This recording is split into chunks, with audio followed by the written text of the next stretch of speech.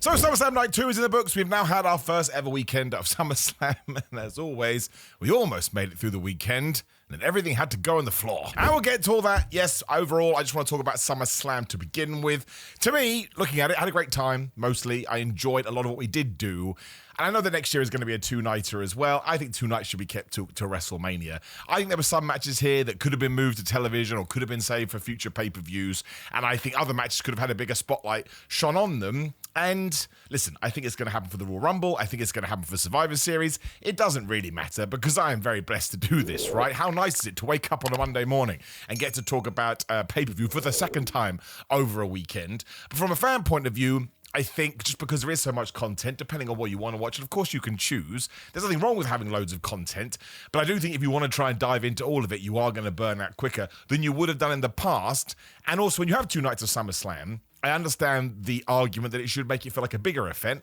I actually think it goes the other way, and it kind of just takes away because we just had two nights. Like, yeah, okay, fine, whatever. We move on. And also, you kind of lose the gravitas. Like, we all moved on from talking about the Seth Rollins CM Punk thing because we had to, because we had another 3 hour and a half, whatever it was, show. And that's just the way the world works, especially on social media. We're all so desperate to react that when one thing goes away and something new is thrown in our face, you're like, oh my gosh, it's like a dog with a toy. We're going to run in that direction instead. However, really enjoyed Rhea Ripley, Io Sky, and Naomi for the Women's Championship. Very happy that Naomi retained. Glad we let into some character stuff here as well. And actually, this thing was layered with story. Naomi is the bad guy, even though she gets cheered all the time. She's like, nah, thanks, I'm not going to get involved. And Rhea Ripley had this one match over and over again, especially sometimes on Io Sky, including the finish. But then Naomi was the bad person that kind of, well, she stole the pin. She rolled up Rhea Ripley to get the 1, 2, 3.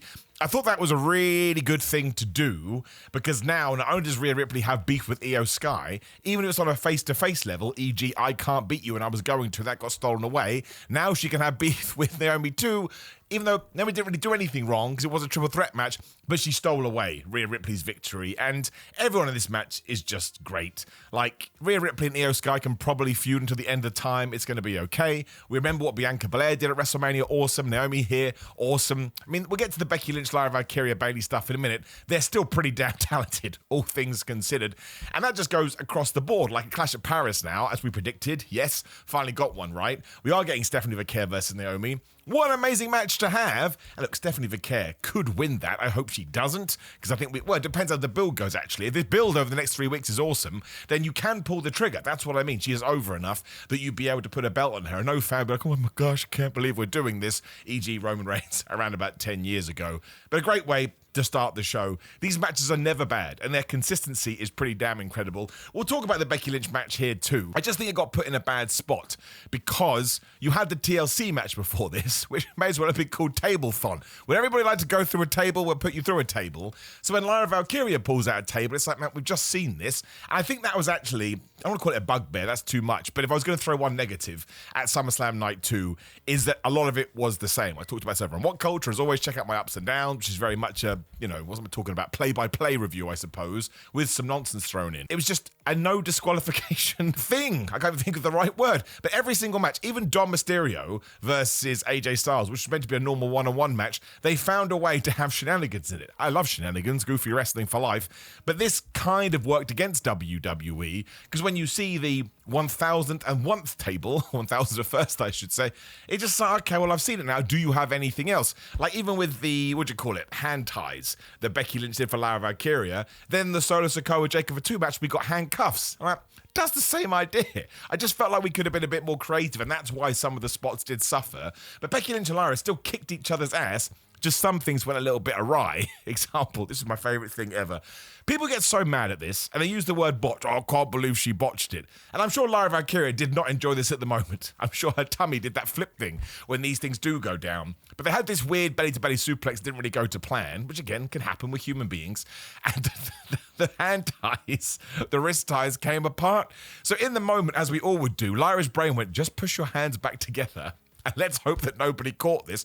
Not only did the cameras catch it, but the commentators started talking about it as well. When she magically went under the ring and went, ta-da, I am free. I do not understand how anybody could get mad at this, could laugh at this in the wrong way. This is great. This is a human being being put in the most relatable human being position ever. I mean, not being in the middle of a huge wrestling match, but we've all done things at work when in that moment you're like, oh no, what have I done? I love stuff like this in wrestling. And I think all things considered, they dealt with it pretty well. And I felt sorry for her. Not that she needs my sympathy, but I just imagine that happening and you're like, oh man, this is the big spot. And now we've got to throw it out the window. And why did I try and pretend they hadn't come apart?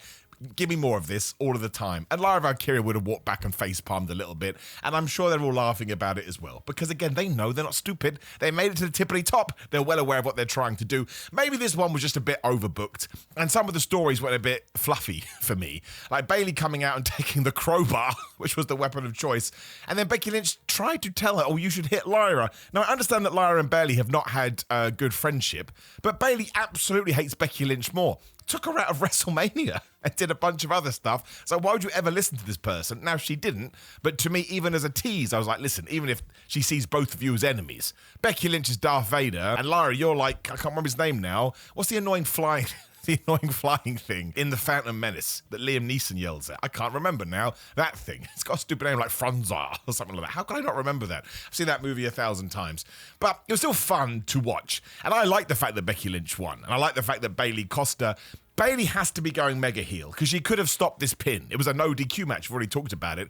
And she decided not to. That's why I'm holding fire on it. If she comes out on Raw and pretends, well, it's fine, as long as she turns. But if it's a legitimate pretense, I mean, like, that's the stupidest thing I've ever seen in my life. You could have stopped that match should you have wanted to. But at least it carries on this feud. And I love the fact that WWE decided to put Lyra in a position where she can now challenge for she can't challenge for the Intercontinental Championship as long as Becky Lynch has it.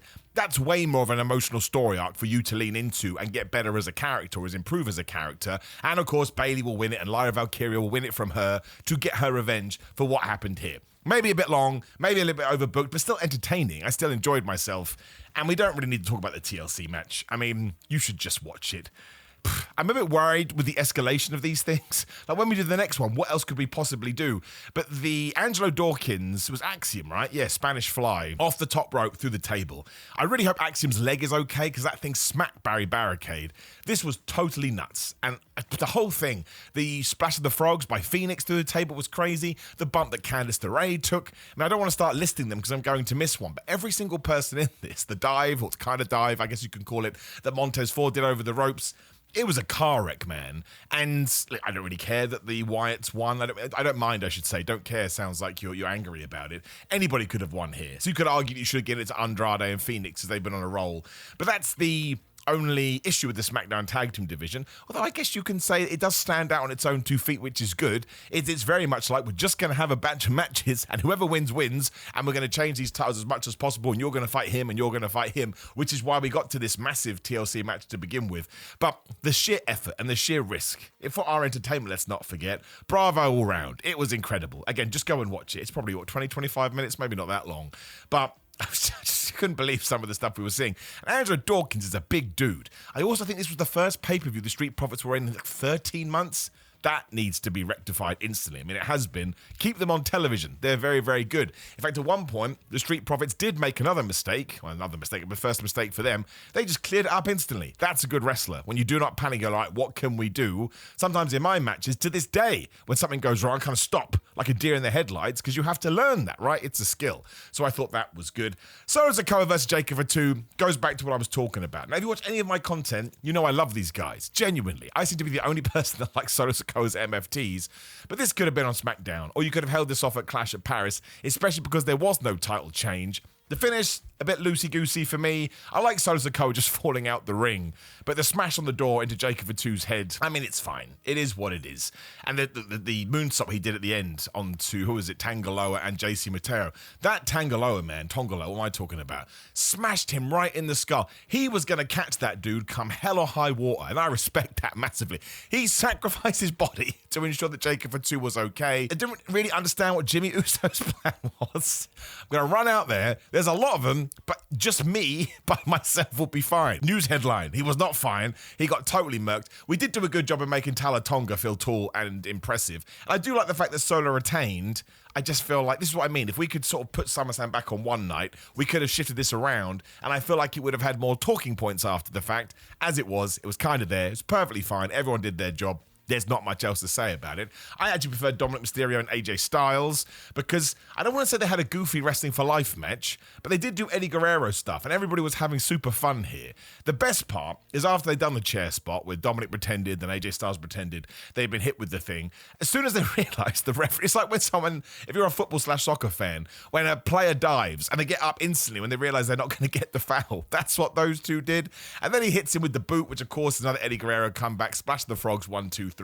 Once again, if someone said, Simon, this didn't really feel like a pay-per-view match, I kind of see what you mean, but I'm going to be a little bit hypocritical there. When I enjoy something this much because they're having so much fun, I have so much fun. So I suppose the pay-per-view match on here would have been the opener and it would have been the main event. It felt like it had gravitas, but I don't think every single match needs to be like that. Maybe there just needs to be a bit of a better balance. I don't know. But this is one of my favourite matches of the weekend. Genuinely, I thought AJ Styles was having the time of his life. Dominic Mysterio always feels that way. And he wins by hitting AJ Styles with a shoe. And like I say, finishing move 1, 2, 3. So I'm all good with it. Genuinely, I had a really, really good time. And I would have been happy if AJ Styles won the IC title as well. Also could have been AJ Styles' last SummerSlam. And if that's the case, it's a nice little memory I'll put in my pockets. Main event time. I think it is one of John Cena's best matches for ages. And I liked everything he's done. If you watch my content again, you know I'm well on board with his heel run, which is definitely over. It's a little bit of a shame we ended it so fast. I felt like that could have at least been a 2 to 3 week story. It is what it is, right? I understand I sit on my special tree over here. And if you didn't like it, more power to you. It's an entertainment product, so it can't be for everybody. I think I just enjoyed it because it was so novel. But John Cena being a babyface, I think we've all learned now the reason it made more sense, and we never really talked about this back in the day, is because in a main event match like this, John Cena being the, I wouldn't call him an underdog babyface, but the fighting babyface, man, is he good at it, right? And people are booing Cody Rhodes. I don't think we need to worry about that. It's a WrestleMania type crowd. Ain't nobody going to boo Cody Rhodes on Raw or SmackDown whenever he does pop up. And they just whooped each other's ass. And they made sure there was a healthy dose of sports entertainment. The highlight, of course, is when they came out of Cody's elevator during his entrance. John Cena is just smiling like he's the happiest man ever. He hit a code red on the outside. He's smiling like the happiest man ever. It's what we just talked about. If you are having that good of a time, I can't help it but be bought in. And Cody Rhodes showed more edge here, not Adam Copeland. He went to AEW. He whipped him with a physical rope, which was certainly a choice. We then got more table bumps. Goodness gracious me. If we were going to do this, we should have saved all the high spots for Cody versus John Cena. But it's tremendous. And if you're going to watch only one match, you watch this one. Probably from the entire weekend, just because I would guess it's John Cena's last ever WWE title match, which should make you feel emotional deep down in your Tootsie Toes. But great performance from both guys. Cody Rhodes wins after a Cody cutter off the top rope and a crossroads where he saluted as well. Make sure you get that shot. They hugged. There's a passing of the torch moment. Cody Rhodes now is officially the new John Cena, and John Cena is cemented as a babyface. At this point, I was having a whale of a time. I thought it was fantastic. I thought it was awesome. And I suppose it goes to show how great John Cena is. In the sense, I'm happy to go, man, all right, you were ill for a bit. Let's not worry about it. I suppose he can get away with more because it's his retirement tour. Let's just get to the greatest hits, which is the only reason I can assume we did what we did do after this, because Brock Lesnar comes out, everyone goes crazy, which I do understand before I get into my rant. Let me tell you, I understand that it's a moment if you are there. It's an instinctual thing, and we as WWE fans have been conditioned that big thing happens at end of pay-per-view, we all go crazy, and if you're in the reaction game, you overreact so you can get on the internet. Listen, man, I get it. But I have questions, and I'm going to do what I did the other day as well. Please do watch my ups and downs, because I think if you watch both of these, you'll get a good context to where my brain is before you send me random things on social media. I go, you didn't even listen to what I said, which is very frustrating, by the way, but that's neither here nor there. Brock Lesnar is involved in the Vince McMahon lawsuit, and nobody has told us, has he been cleared? Has he not been cleared? There may be more information out there now, but I think it needs to come from WWE. There's a reason he was off television for 2 years. He was meant to be in the Royal Rumble 2024. The lawsuit hit and he got taken off TV. So there is some connection here, and I've said this in ups and downs, I'll say it here as well. It's a lawsuit, man. It's the legal system. So you have to be a bit careful with what you say and what you don't say. But when you go through that thing, and you can, once again, it's on the internet, the things that Brock Lesnar was accused of doing are really, really, really, really bad. And if you are a female fan and you've read that stuff and then you see him back on TV, I bet you're a bit like, what the flub is going on? So you need some context and you need some information from the HQ, which in this instance would be WWE. But we have nothing. And WWE cancelled their press conferences, which now looks even worse because it comes across like, well, did you do that because you knew this was going to happen? And there was going to be a lot of blowback, I suppose. If nothing has changed, Brock Lesnar should not be on television. He just shouldn't, in my opinion. That's my opinion. If the stuff you do in your personal life has to affect your professional life, otherwise what the flub are we doing? No one's told me what has changed. Why was he away for 24 months? Then all of a sudden on August 3rd, 2025, something has shifted and nobody is even sort of insinuating what that could be. It puts us all in a very difficult position, and I do think fans deserve somewhat of an answer because then it gives us context and then we know how to react accordingly, because at the moment it feels like nothing has changed. If nothing has changed, once again, just to make it very clear, I do not think WWE should have done this, and I think it's a super duper bad look, and actually it left me at the end of SummerSlam a bit glum is probably not the right word, but I was just like, why did we do that? I mean, even if we want to take it back to just storyline things, I don't want to see John Cena versus Brock Lesnar again. It's the third time Brock Lesnar has surprised John Cena at the end of a major event, and we're going back into the less important things now. So if you do not think I've touched upon the important stuff, let me know. But watch both videos. I like to think I've covered my ass here, which I want to do. I think that's super important. I do worry a little bit that WWE feels like if they have a big pay-per-view, it has to end with a giant moment, with a return, with something to make you go, oh my gosh. And that's not true. Here, John Cena being stood in the middle of the ring as a babyface, losing his WWE title after one of the best performances he's done in a long ass time, that would have been enough for me. That would have been a moment. That would have been special. That would have been emotional, especially if he just held on his face a little bit longer too. I don't think we want to continue to use that word again, condition all fans, especially new fans. If you go to a WrestleMania, a SummerSlam, a two-night event, we will come up with something like this because you're going to run that well dry really quickly, and then you're in a bad position. Sometimes we can put our creative brains together and come up with something different. So disappointing is the word I'm going to use at the moment without the context and information that I do need. I need to know what's going on here. And once again, to make it very clear, I think every single fan deserves that, and you should feel the same. You should want that too, because you support the company, and therefore you should get all the details and all the tidbits so you can actually make a decision.